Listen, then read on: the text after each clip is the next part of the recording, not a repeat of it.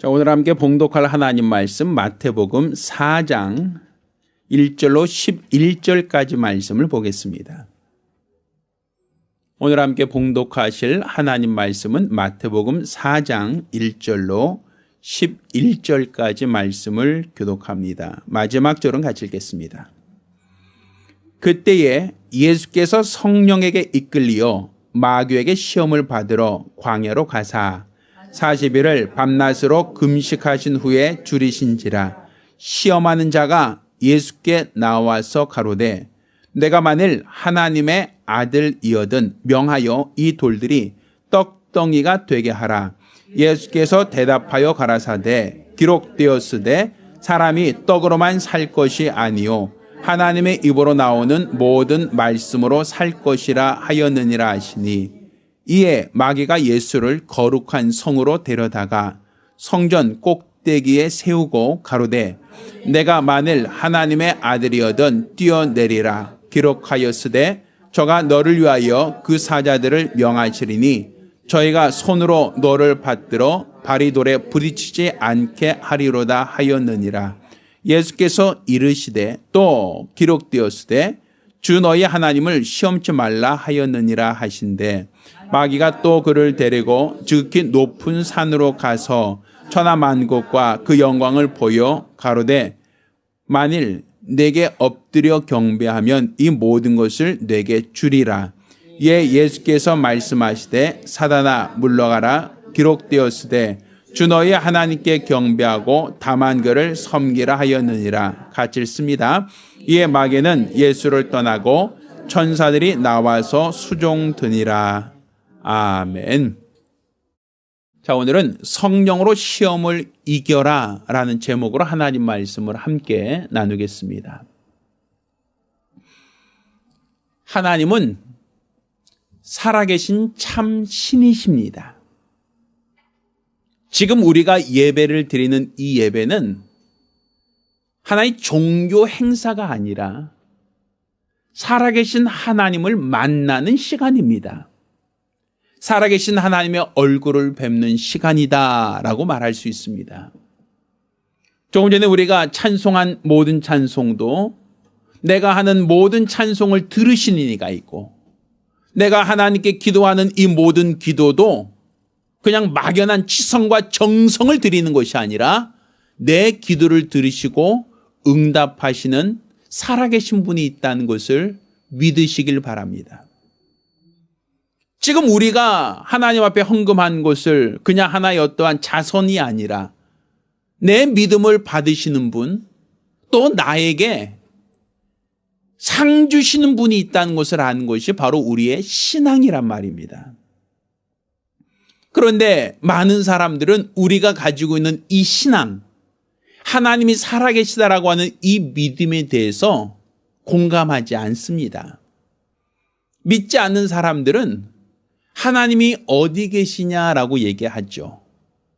진화론적 사고의 관점으로 봤을 때 사람은 원숭이가 진화된 것이지 어떻게 그것이 하나님이 우리 인간을 만들었다라고 할 수 있겠느냐라고 얘기합니다. 이것은 사람들의 모든 과학과 지식의 기초는 눈으로 보고 또 귀로 듣고 또 냄새를 맡거나 손으로 만져볼 수 있는 이러한 오감에 기초한 지식, 오감에 기초한 이성에 기초하기 때문에 하나님은 눈에 보이지도 않고 만질 수도 없고 감각할 수 없기 때문에 사람들은 이성적으로 봤을 때는 하나님이 어디 계시냐, 그런 분이 있다고 하는 존재에 대한 증거가 없다라고 사람들은 하나님에 대해서 부정하곤 합니다. 그러다 보니까 우리 믿는 사람들이 하나님이 살아계시다라고 하는 그러한 믿음을 갖고 신앙생활하는 것을 믿지 않는 사람들이 봤을 때는 어리석은 것처럼, 이해되지 않는 행동인 것처럼 그들이 오해를 하게 되는 원인이 거기서 나옵니다. 그러면 우리는 하나님이 살아계시다라고 하는 것을 어떻게 알고 있고 어떻게 믿고 있느냐는 거예요. 눈에도 보이지 않고 만져지지도 않고 감각되지도 않는 하나님을 우리는 지금 살아계시다라고 알고 있고 살아계신 하나님이라고 우리는 믿고 있거든요. 그러면 우리가 감각할 수 없는 하나님을 살아있다라고 하는 그 근거가 무엇이겠느냐라는 것이죠. 지금으로부터 한 100년 전 우리나라에서 아마 그 당시에 우리가 타임머신을 타고 100년 전으로 갔다라고 한다면 아마 우리들은 이런 얘기 할 겁니다. 요즘에 스마트폰이 터지지 않아서 여긴 참 답답해라고 얘기할 수 있을 거예요. 그럼 100년 전 사람들은 아마 스마트폰이 뭔지 모를 거예요. 멀리 있는 사람과 내가 전화기로 통화를 하고 서로 이야기를 할 수 있고 때로는 화상통화를 할 수 있다라고 그들에게 설명을 하면 그들은 아마 이해할 수가 없을 거예요. 아니 어떻게 그런 일이 있을 수 있습니까? 아마 그렇게 얘기하겠죠. 멀리 있는 사람에게 소식을 전하려면 말을 타고 파발이 가서 소식을 전해도 될까 말까 한 곳이 어떻게 손안에 어떤 조그만 기기로 서로 얼굴을 보고 서로 대화를 할 수 있겠습니까? 이건 불가능하다. 아마 그들은 그렇게 생각하고 말할 겁니다. 불과 100년 전 사람들이. 왜? 그 당시는 전파라는 것에 대하여 사람들이 알지를 못했어요.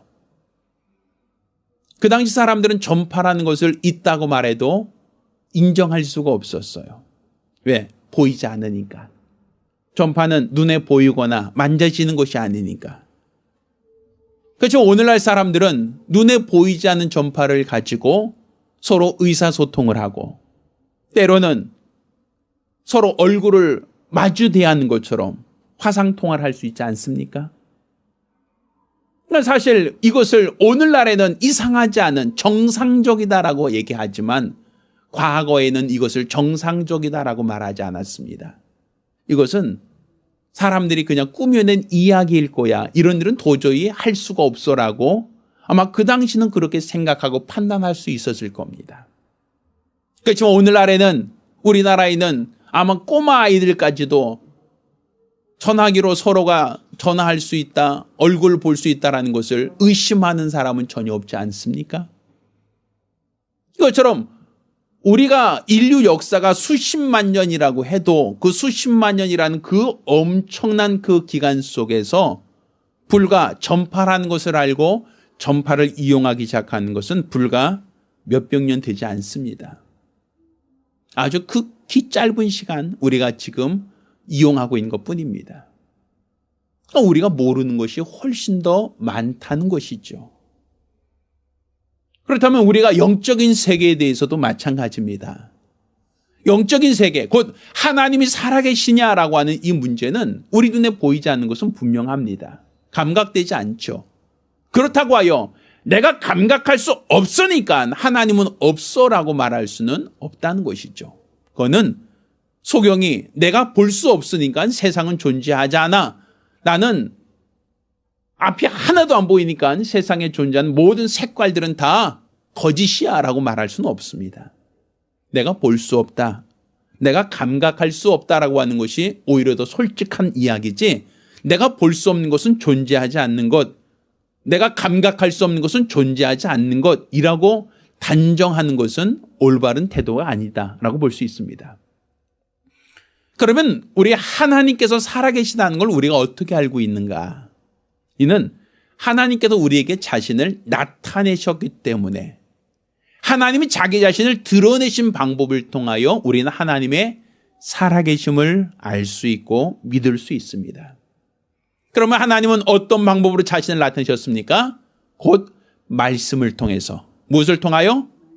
말씀을 통해서만 하나님은 자기 자신을 나타내기를 원하시는 분이시다라고 볼 수 있습니다. 우리가 알고 있는 성경, 곧 구약과 신약이라는 이 성경은 하나님의 말씀이라고 우리는 항상 성경을 그렇게 말씀하고 있습니다. 하나님의 말씀이라는 것은 하나님께서 오래전 선자들을 통하여 자신의 말씀을 그들에게 대언시켰다라고 얘기한단 말입니다. 근데 성경을 보면 예수 그리스도가 이 땅에 오신 것은 어느 날 우연히 온 게 아니라 오래전부터 예수가 오실 것에 대한 하나님의 말씀이 있었고 또 그 말씀을 따라서 예수 그리스도께서 세상에 나타나셨다라는 것을 성경은 우리에게 설명하고 있습니다. 결국 예수 그리스도라고 하는 분을 우리가 안다라는 것은 결국 말씀이 먼저 있고 그 말씀대로 예수께서 나타나신 분, 예수께서 그 말씀대로 이 땅에 오신 분이라는 걸 우리가 알 수 있죠. 또 우리가 보는 이 세상, 우리 눈에 보이는 이 모든 만물들은 성경은 하나님의 말씀으로 지으셨다라고 되어 있단 말입니다. 하나님 자신은 보이지 않지만 하나님이 빛이 있으라 하시는 말씀을 하시자 빛이 생겼고 하나님이 가라사대 궁창아 나눠져라 하심에 그 말씀을 따라서 윗물과 아랫물이 나누어졌다. 결국 우리가 사는 이 모든 세상, 우리 눈에 보이는 이 모든 만물도 결국에는 하나님의 말씀이 있고 그 말씀대로 지어졌다. 그러니까 하나님은 보이지 않지만 이 모든 만물이 있다는 것은 그 만물을 있게 한 말씀이 있었다라는 얘기가 되는 겁니다. 예수가 이 땅에 오신 것은 결국은 말씀이 육신을 입고 오셨다라고 얘기하니까 결국 예수 그리스도도 말씀으로서 자기 자신을 나타내셨다라고 얘기할 수 있는 겁니다. 결국 성경 이와 같이 눈에 보이지 않는 하나님을 우리가 어떻게 알 수 있느냐? 곧 말씀으로만 하나님을 알 수 있다. 말씀으로만 하나님을 우리가 분별할 수 있다라고 얘기합니다. 우리 육안으로는 세균이나 바이러스가 보이지 않죠. 그러면 세균이 있다는 걸 우리가 어떻게 알 수 있습니까? 현미경을 통해서만 세균이 있다는 걸 볼 수 있지 않겠습니까? 우리 육안으로 보이지 않는다고 하여 없다라고 말하기보다는 현미경을 통해서는 세균이 존재를 우리가 이해할 수 있는 것처럼 바로 하나님이라고 하는 분도 우리 육안으로는 보이지 않지만 말씀으로는 하나님을 알 수 있다. 말씀으로만 하나님을 분별할 수 있다라고 우린 그렇게 얘기할 수 있습니다. 그런데 사실 하나님이 세상을 만드신 것도 지금으로부터 수백 년, 수천 년, 수만 년 전이고 또 말씀이 육신이 되어 이 땅에 오셨다는 그 예수 그리스도도 역사적으로 본다면 2000년 전에 계셨던 분이란 말입니다. 그러니 수천 년 전, 수만 년 전에 있었던 말씀, 그때 있었다 할지라도 그 살아계신 분이 오늘날도 동일하게 살아있다라고 우리가 믿을 수 있는 그 근거가 무엇이냐라는 거예요. 지구상에 수만 년 전에는 공룡이 살았답니다. 수많은 공룡들이 이 세상에 살았는데 그 공룡들은 오늘날 존재하지 않죠. 다 화석으로만 존재할 뿐이고 아니면 사람들의 상상력 속에서만 존재할 뿐입니다. 그러니까 과거에는 있었지만 오늘날에는 존재하지 않고 멸종되듯이 하나님이 예전에는 있었다 할지라도 수만 년 전에 있었다 할지라도 혹은 수천 년 전에 예수를 통하여 오셨다 할지라도 오늘날에도 하나님이 살아있다라는 것을 어떻게 보장할 수 있겠느냐라고 사람들은 또 그렇게 반문할 수 있을 겁니다. 근데 오늘날 우리가 하나님의 살아계심을 알기 위해서는 하나님이 자기를 나타내시는 방법, 곧 말씀으로만 하나님을 알 수 있다고 하는 이 방법으로 우리가 하나님을 찾아야 합니다. 그러면 오늘날 우리가 살아계신 하나님을 어떻게 만날 수 있고 어떻게 알 수 있는가? 곧 말씀이 내 안에서 응하여지는 증거, 하나님 말씀이 내 안에서 성취되어지는 그 증거가 있으면 그것을 통하여 우리는 하나님이 살아있다라고 말할 수 있겠죠. 그러면 우리 안에 말씀이 성취되어진 증거는 우리가 어떻게 경험할 수 있겠는가? 예수님께서 하늘에 올라가시면서 내가 아버지께로 가면 아버지께 구하여 너에게 성령을 보내주겠다라고 말씀하셨습니다. 그러니까 성령이 우리에게 임재하신다라는 것은 하나님의 말씀이 응하여진 증거가 되는 겁니다. 그러니까 지금 내가 성령 받았습니다. 성령 침례 받았습니다. 성령이 내 안에 내주하신 경험이 있습니다. 라고 하는 얘기는 다른 말로 하나님의 말씀이 내 안에서 내 안에서 이루어졌다, 성취되었다라고 얘기할 수 있는 거예요. 또 내가 성령을 받았다라고 하는 그 체험이 있는 사람은 성령은 죄인에게 임하시는 성령이 아니라 예수의 공로로 말미암아 죄 사함 받은 자 안에 임하시는 성령이라고 하였으니, 내가 성령 받았다라는 얘기는 다른 말로 내가 죄 사함 받았다라고 하는 증거가 된단 말입니다. 그러니까 지금 내가 성령 받았습니다. 곧 하나님의 말씀대로 성령을 보내주겠다는 그 말씀대로 내가 지금 성령 받은 체험이 있다라고 한다면, 나는 지금 성령을 받았다라는 그냥 개인적인 체험만이 아니라 하나님의 말씀이 내 안에서 이루어지고 성취되어진 증거를 갖게 되었다라고 볼 수 있는 겁니다. 그 얘기는 다른 말로 내가 죄사함 받았다는 분명한 경험이 되고, 또 내가 죄사함 받음으로 하나님과 사귐을 갖게 되고 하나님의 자녀가 되었다라고 하는 신분의 변화, 이것을 내가 체험한 증거가 되는 겁니다. 그러니까 성령을 받았다는 것이 단지 성령이 우리 안에 내주하신 것만이 아니라 우리 신분의 변화요, 우리가 죄사함 받은 이 확실한 증거를 내가 체험할 수 있다라고 하는 겁니다. 또한 우리가 성령을 받는다라고 하는 것이 그렇게 어떠한 형이상학적인 죄사함 받았다, 내가 하나님의 자녀가 되었다라는 형이상학적인 것만이 아니라 우리 일상적인 삶 속에서도 성령을 받은 자로서 변화되어진 삶, 성령을 받은 자로서 세상을 이기는 삶을 살게 된 것까지도 우리는 체험할 수 있다라고 볼 수 있는 겁니다. 오늘 우리가 읽은 이 본문에는 예수께서 요단강에서 침례를 받고 올라오신 이후의 이야기를 기록하고 있습니다. 예수가 침례를 받고 올라오셨을 때에 성령이 그를 어디로 이끄셨죠? 광야로 이끄셨습니다. 근데 그 광야는 마귀에게 시험을 받도록 하기 위하여 광야로 인도하셨다라고 성경 기록하고 있죠. 그런데 성령이 분명 침례를 받고 온 예수를 광야로 인도하신 이야기는 기록하고 있는데, 그 이후로는 성령에 대한 기록이 없단 말입니다. 예수께서 40일을 줄이신 이후에 마귀에게 시험을 받는 이야기만 기록하고 있어요. 그러니까 이 말은 곧 성령이 그를 광야로 몰아내신 다음에 방임한 것처럼, 마치 그냥 사자굴에 집어넣고 나서 나 몰라라 하는 것처럼 그러한 모습으로 우리가 오해할 수 있는 소지가 충분히 있죠. 그런데 성경을 보면 성령께서 예수를 그냥 광야로 몰아내사 마귀에게 시험을 받게 하고 자기 자신은 팔짱 끼고 방임하고 있었던 것이 아니라 그 시험을 이길 수 있는 그 모든 능력이 성령을 통해서 이루어지고 있다는 것을 말하고 있습니다. 자, 오늘 본문에 시험하는 자가 예수를 가장 먼저 시험한 얘기는, 자, 40일을 굶주린 예수에게 돌을 명하여 떡으로 만들어 먹으라고 하는 시험이었습니다.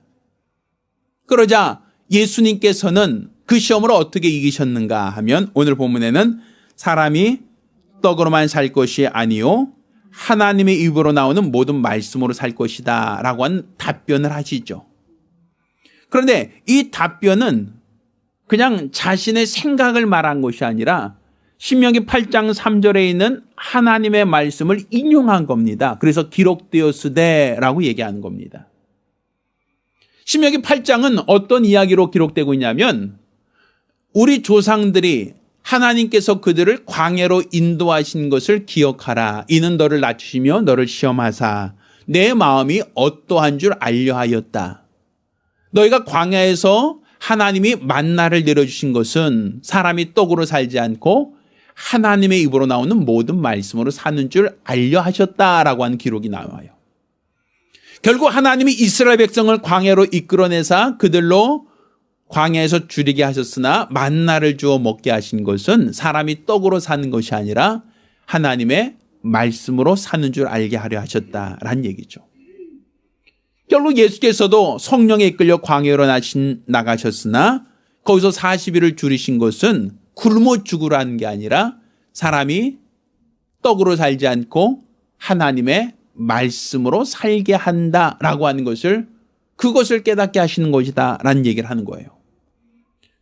그러니까 시험하는 자가 돌을 떡으로 만들어 먹으라고 하는 그 이야기에 대하여 예수는 무엇을 가지고? 말씀을 가지고 시험을 이기시는 이야기가 기록되어 있습니다. 자, 그러자 마귀는 이번에는 하나님 말씀을 인용해서 예수를 시험합니다. 자, 오늘 본문 5절 6절을 보면 마귀가 예수를 거룩한 성 예루살렘입니다. 데려다가 성전 꼭대기에 세우고 가로되 내가 만일 하나님의 아들이거든 뛰어내리라. 기록하였으되 저가 너를 위하여 그 사자들을 명하시리니 저희가 손으로 너를 받들어 발이 돌에 부딪히지 않게 하리로다. 자, 여기서 마귀가 뭐라고 얘기해요? 기록되었으되 이렇게 얘기하죠. 그러니까 결국 마귀가 지금 뭐에 기초해서 예수를 시험하는 겁니까? 하나님의 말씀을 가지고 예수를 시험하고 있는 거예요.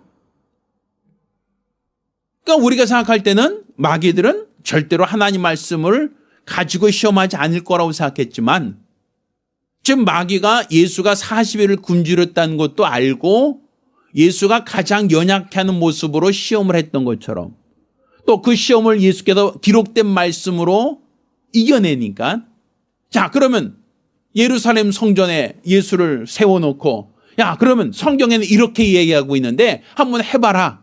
그러면 하나님이 성경 말씀대로 너를 붙들고 있는지 발이 돌에 부딪히지 않게 할 것인지 내가 확인할 수 있지 않겠느냐. 이것은 시편에 있는 말씀이에요. 시편 91편 11절 12절에 있는 말씀을 마귀가 인용한 겁니다. 그때 예수께서 그래? 하나님이 그렇게 말씀하셨어? 그럼 내가 한번 뛰어내려 볼까? 라고 이야기를 하지 않죠. 예수께서 또다시 뭐라 말씀하십니까?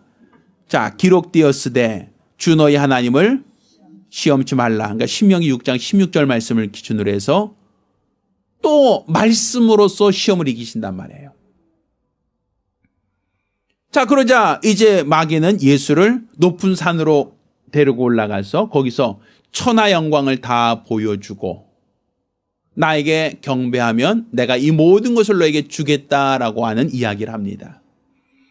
여기서 경배한다는 것이 한번 그냥 절 한번 꾸벅하면 다 주겠다는 게 아니라 나를 신으로 섬기면 이란 얘기죠. 그러면 내가 이 세상에 있는 모든 영화를 다 주겠다라고 그렇게 제안을 합니다. 자, 그러자 예수께서 뭐라고 말씀하세요? 사단아 물러가라. 기록되었으되 주 너희 하나님께 경배하고 다만 그를 뭐하라? 섬기라 하였느니라 라고 말씀하신단 말이에요. 자, 이거 역시 신명기에 있는 말씀이에요. 신명기 6장 13절 14절에 예수님께서 이 말씀을 하시죠. 거기 보면 예수께서 뭐라고 말씀하시냐, 하나님 뭐라고 말씀하냐면 나 하나님은 질투하는 하나님인즉 너희가 다른 신에게 절하거나 다른 신을 우상을 섬기면 나를 시험하지 말라 이런 얘기를 하세요. 나를 시험하지 말라. 너희가 다른 우상이나 다른 신에게 절하면 나는 질투하는 하나님이신즉 너희를 멸할 것이다 라는 얘기를 한단 말이에요. 그러니까 천하 영광을 다 줄 테니까 나에게 절하라 할 때도 예수님께서는 기록되었으되라고 하는 말씀, 하나님만이 유일한 신이시다라고 하는 그 믿음으로 시험을 이기셨다라고 볼 수 있죠. 여기서 마귀가 시험할 때 여러 가지 방법으로 시험합니다. 배가 고프니까 배고픈 예수를 음식을 가지고 시험하고 또 그가 하나님 말씀을 가지고 대항하니까 말씀을 가지고 또 시험을 하고 또 사람 눈에 보이는 모든 물욕들 이 모든 것을 보여주고 그것에 대하여 시험을 하고 이렇게 사람의 본성을 이용하여 끊임없이 예수를 시험할 때 예수께서 무엇으로 이기셨다고요? 말씀으로 이기셨다라고 되어 있죠. 그럼 말씀으로 인하여 마귀의 모든 시험을 이기셨다라고 하는데 그럼 그 말씀은 누가 주신 것이냐라는 거예요. 자, 성경을 한번 찾아보겠습니다. 자, 성경 말씀. 자, 요한복음 14장 26절 말씀 보겠습니다. 자, 요한복음 14장 26절입니다.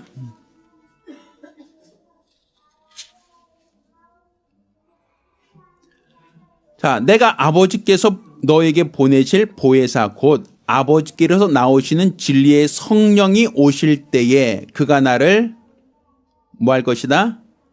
증거하실 것이다 라고 말하고 있죠. 14장 26절 죄송합니다. 14장 26절 보면 보혜사 곧 아버지께서 내 이름으로 보내실 성령 그가 너에게 모든 것을 가르치시고 내가 너에게 말한 모든 것을 뭐하게 하신다?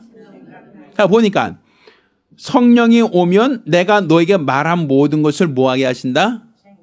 그러니까 예수가 하신 말씀을 생각나게 하시니까 누구라고요? 그러니까 하나님 말씀을 생각나게 하시니까 누구라고요? 성령이란 말이에요. 그러니까 마귀가 예수를 시험할 때 하나님의 말씀을 생각나게 하고 기억하게 하시니까 누구겠어요? 성령의 역할이란 얘기예요.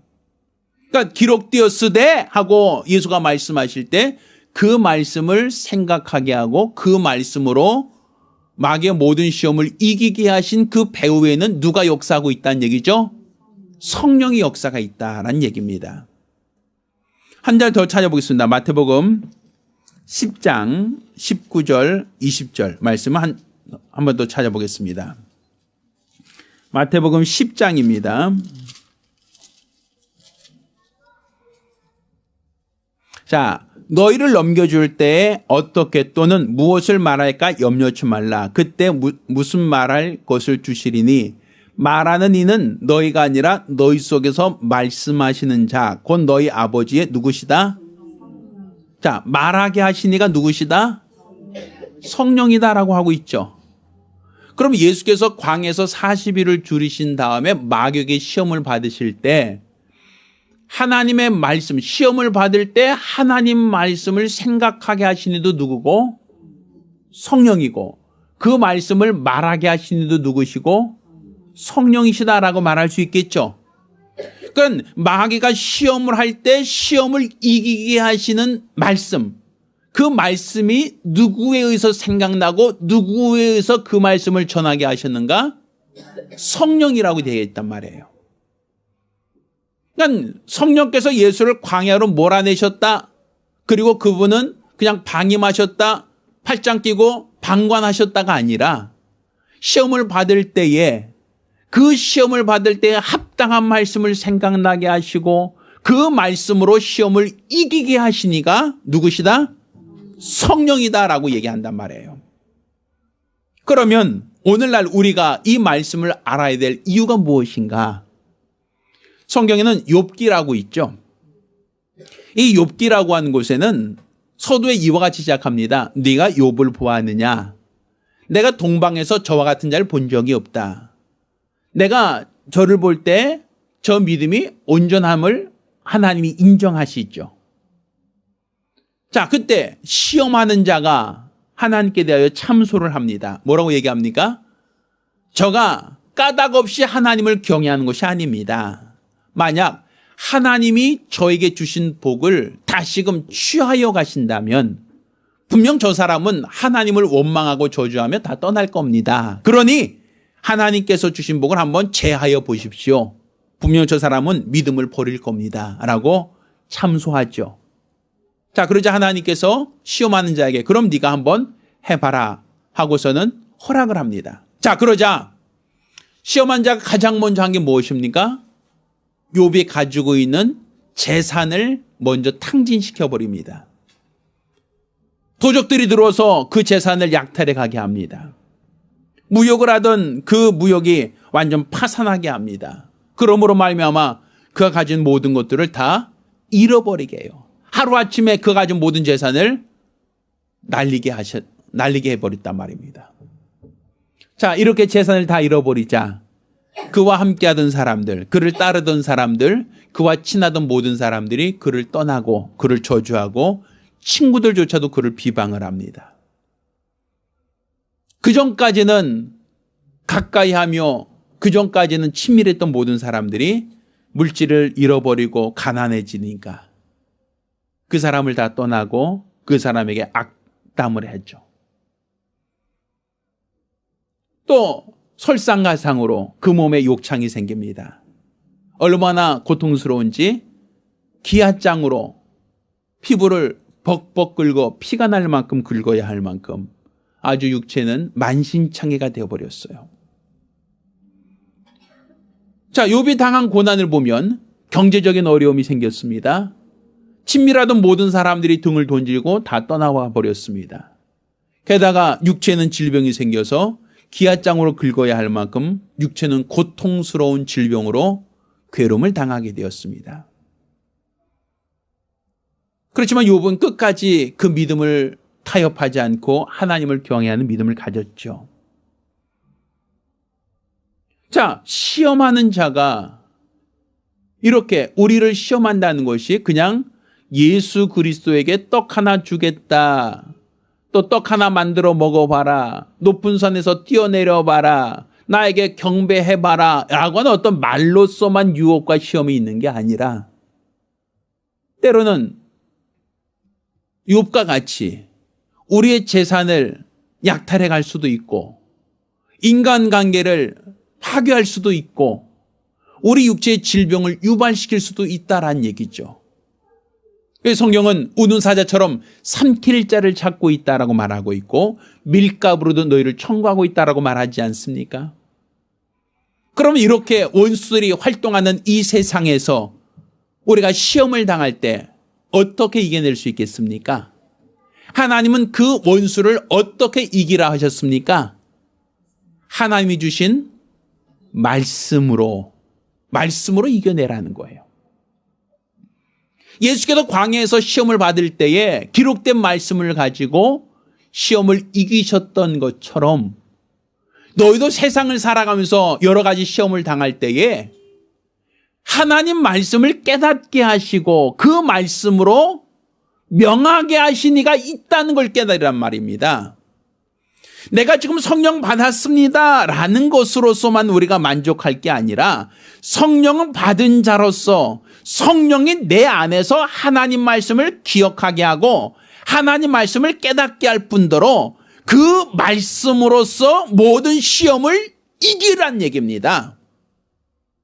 그러면 내게 주신 말씀을 의지하여 시험을 이기는 이 체험을 갖게 될 거란 말이죠. 우리가 하나님이 눈에 보이지 않지만 보이지 않는 하나님이 살아있다는 것을 어떻게 알 수 있는가?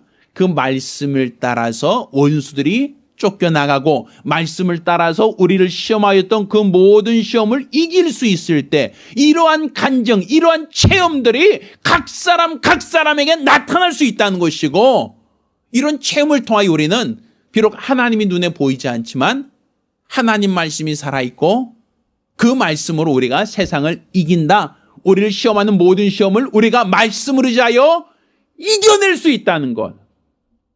이것이 바로 우리의 간증이 되고 우리의 체험이 되어야 됩니다. 그럴 때 우리는 하나님을 살아있습니다. 하나님은 살아계십니다라는 것이 하나의 교리적 주장이 아니라 하나님은 참으로 살아있는 게 맞습니다. 내 안에 말씀이 응하여진 증거가 있습니다. 내 안에 하나님 말씀으로 원수의 모든 시험을 이긴 이 확실한 증거가 있습니다. 우리는 이렇게 고백할 수 있는 겁니다. 따라서 우리가 성령을 받았다라고 하는 것이 그냥 하나의 어떤 요식적인 행위, 종교적인 교리가 아니라 성령이 내 안에서 나를 주장하게 하고 성령이 내 안에서 나를 인도하사 하나님 말씀으로 진리로 나를 인도하게끔 하는 것이 우리의 신앙 생활입니다. 그러니 성령이 내 안에서 하나님 말씀을 깨닫게 하시고 성령이 내 안에서 하나님 말씀으로 내 안에 응하여지게 하는 증거들이 나타날 때 우리는 하나님의 살아계심을 만나는 사람들에게 전할 수 있고 그들 모두에게 하나님을 믿으라고 우리는 담대히 고백할 수 있는 겁니다. 따라서 여러분 모두가 그냥 막연하게 그냥 관념적으로만 하나님을 인정하는 종교 생활할 것이 아니라 오늘도 성령 안에서 말씀을 깨닫게 하시고 오늘도 성령 안에서 그 말씀이 내 안에 응하여지게 하시는 하나님의 크신 은혜와 능력을 체험하시기를 예수 이름으로 축원합니다. 이것이 바로 나에게 간증이 되어야 됩니다. 저와 여러분 모두에게 성령의 역사, 성령의 증거가 있기를, 이로써 하나님이 살아계시다는 이것이 하나의 교리가 아닌 확실한 체험이 되시기를 예수 이름으로 축원합니다. 우리가 기도합니다. 우리가 기도하실 때에 주여 나로 하나님이 살아있음이, 하나님이 살아계시다는 것이 한낱 지식이나 교리가 아니라 이것이 분명하고 확실한 체험이 될 수 있게 해달라고, 하나님께도 도와달라고 간절히 사모하며 한 목소리로 기도합니다. 이제는 우리 주 예수 그리스도와 아버지 하나님의 극진하신 사랑과 보혜사 성령님의 교통하시고 역사하심이 오늘 이와 같이 성령 안에서 하나님 말씀을 깨닫고 분별하며 또 내 안에서 하나님 말씀이 응하여지는 증거를 가지고 일평생 복음 전하기로 열심한 우리 모든 성도들과 가정들 위해 이제로부터 영까지 함께 있을지어다. 아멘. 우리 하나님께 영광을 돌리겠습니다.